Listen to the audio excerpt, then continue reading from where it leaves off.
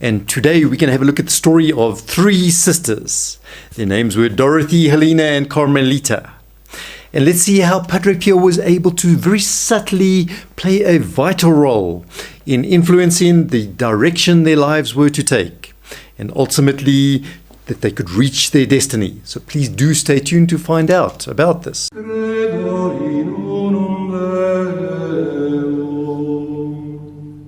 Hello friends, and welcome to this channel following Padre Pio, on which through a series of very short stories we investigate the life of our great saint Padre Pio, who was a Capuchin friar. He was a mystic, a tremendous miracle worker.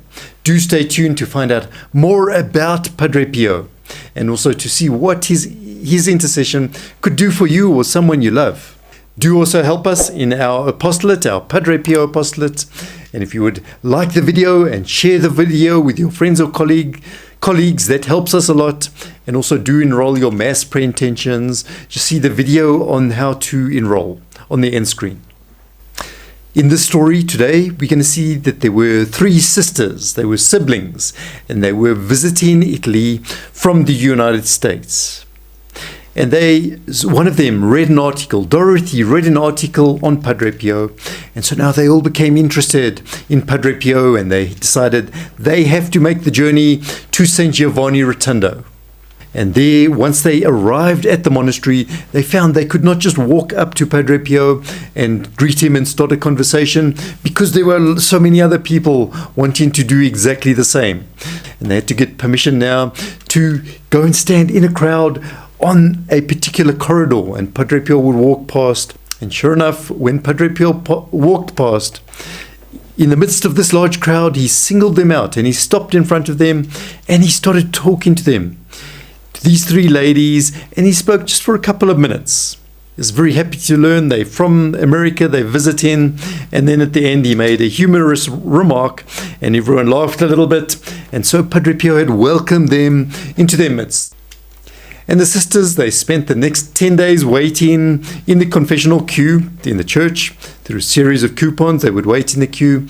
And they were able now to discover more about Padre Pio and his tremendous charism, his sanctity. Helena went to confession with Padre Pio, and there she confessed to having missed Mass one Sunday. But Padre Pio stopped her.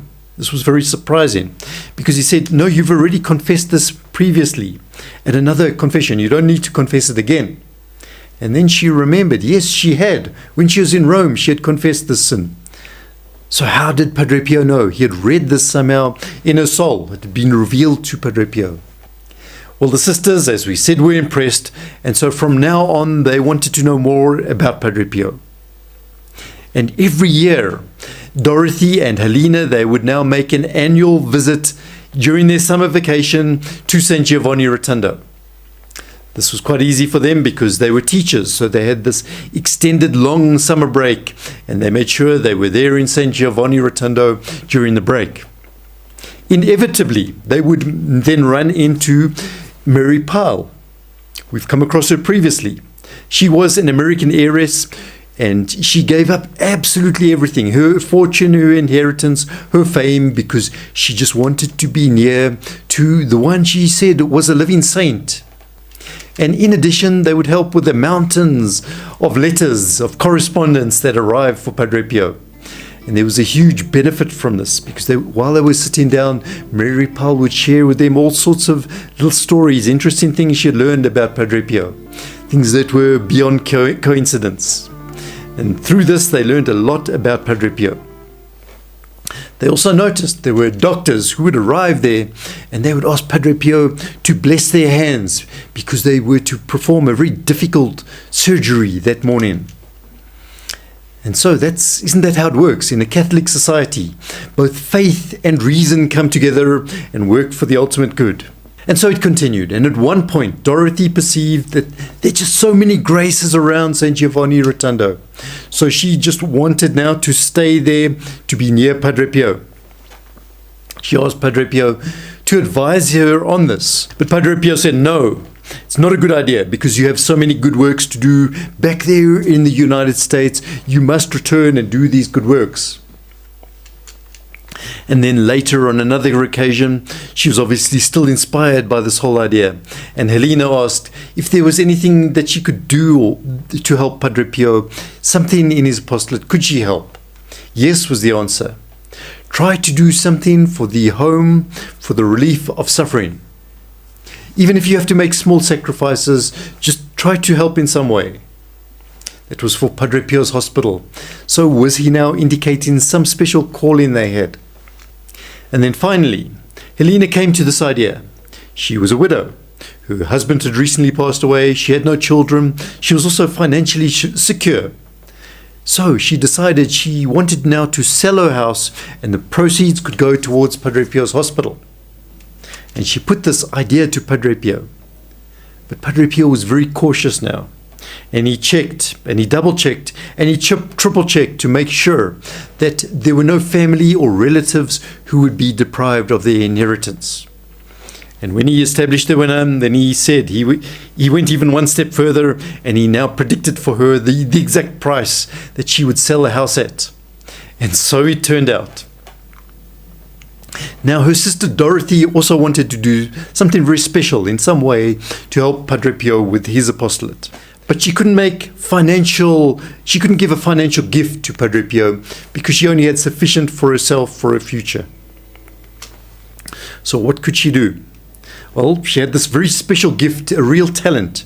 As an English teacher, she had a special way with words and with writing. And she'd also taken many creative writing courses. And so this thought occurred to her, sprang up in her mind, that perhaps she could write for Padre Pio. And perhaps she could even write Padre Pio's biography of his life. She was confident that she did have the ability to write. And so Dorothy put this idea to Padre Pio. Could she do this? And further, she wanted to give half of the royalties to the hospital of all of her writings. But she was also worried, a little bit apprehensive, that there are going to be some difficulties. She didn't know anything about the publishing side or distribution. But Padre Pio encouraged her with one word. He said to her, "Spera," which means have hope. 6 years later, she now completed, and her book was published. The book was called The Prophet of the People. And it proved to be a great asset, a great spiritual asset in the lives of many, many people. So this led to other developments. Dorothy was now invited to give speaking tours on Padre Pio, university campuses, all the way through to prisons. She would give talks. And so she spread this message of hope about Padre Pio, and people were genuinely interested. They were actively interested in what she had to say. So one thing led to another. Then, after Padre Pio's death, Dorothy's influence continued, and she became one of the prime promoters for the cause of Padre Pio's canonization. Because of everything, she had now found herself in this prime position. She could even influence bishops to lend their support to his cause. And so the whole thing proceeded very smoothly until the successful conclusion in the canonization of Padre Pio.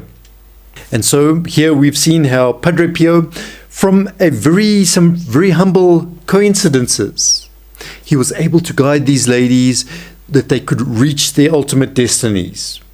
Next time on our channel, this being the month of May, we must look at a story on Our Lady, the connection between Padre Pio and Our Lady. So please do join us for that story.